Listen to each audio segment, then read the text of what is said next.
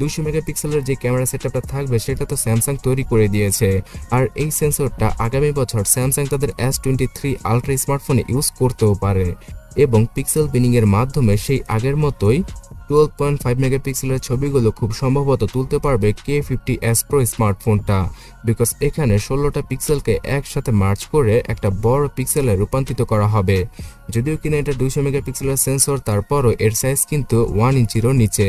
তবে যাই হোক, মার্কেটিং করার জন্য এই 200 মেগাপিক্সেলের সেন্সরটা অনেক বেশি কাজে আসবে। এছাড়া ইমেজের কোয়ালিটিও কিছুটা উন্নত হবে।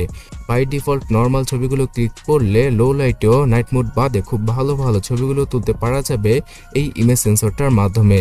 স্যামসাং জানিয়েছে যে আগের জেনারেশন থেকে এখানে প্রচুর লাইট ক্যাপচার করতে পারবে এই ইমেজ সেন্সরটা।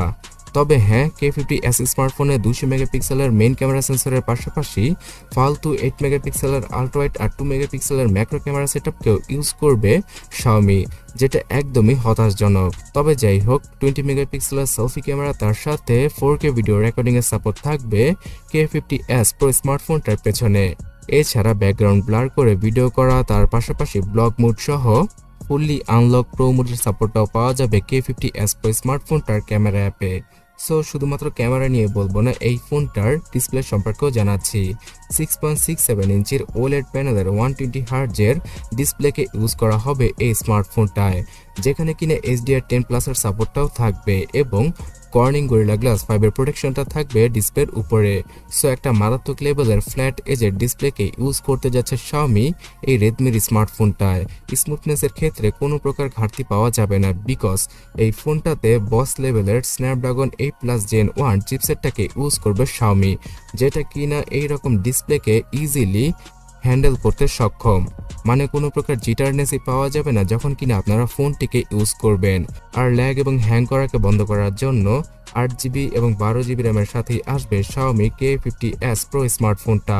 এখানে LPDDR5 এর ফাস্টেস্ট র্যামকে ইউজ করবে শাওমি। এছাড়া 128GB থেকে শুরু করে 256GBর UFS 3.1 এর ইন্টারনাল মেমোরির সাথেই আসবে K50s Pro স্মার্টফোনটা। Android 12 তার সাথে MIUI 13 আর 5000 mAh এর ব্যাটারির পাশাপাশি 120 ওয়াটের সুপার চার্জিং স্পিডকে ইউজ করা হবে ফোনটাকে শুধুমাত্র 16 থেকে 20 মিনিটে চার্জ করার জন্য। শাওমির প্রিয় এয়ার ব্লাস্টার সেন্সর, তার পাশাপাশি ফোনের উপরে এবং নিচে ডুয়াল স্টোরেজ স্পিকার আর NFC সহ ওয়াইফাই 6 এবং ব্লুটুথের নতুন ভার্সনকে ইউজ করা হবে K50s স্মার্টফোনটায়। এছাড়া এখানে ইন ডিসপ্লে ফিঙ্গারপ্রিন্ট স্ক্যানারটা থাকবে, যেটা কিনা হার্ট রেট মনিটরের কাজটা করে দেবে। গেমিং এর জন্য এই ফোনটা যেমন মারাত্মক লেভেলের হবে, ঠিক তেমনই ক্যামেরা সেটআপের দিক দিয়ে মোটামুটি ভালো লেভেলেরই কিছু আশা করা যাচ্ছে K50s Pro স্মার্টফোন থেকে।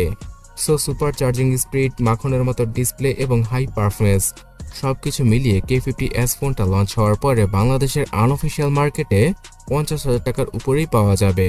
তবে হ্যাঁ, এবছরের একদম শেষ দিকেই এই ফোনটা 40,000 টাকার নিচে চলে আসবে। তখন আপনারা ইজিলি এইরকম একটা স্মার্টফোনকে পারচেস করতে পারবেন।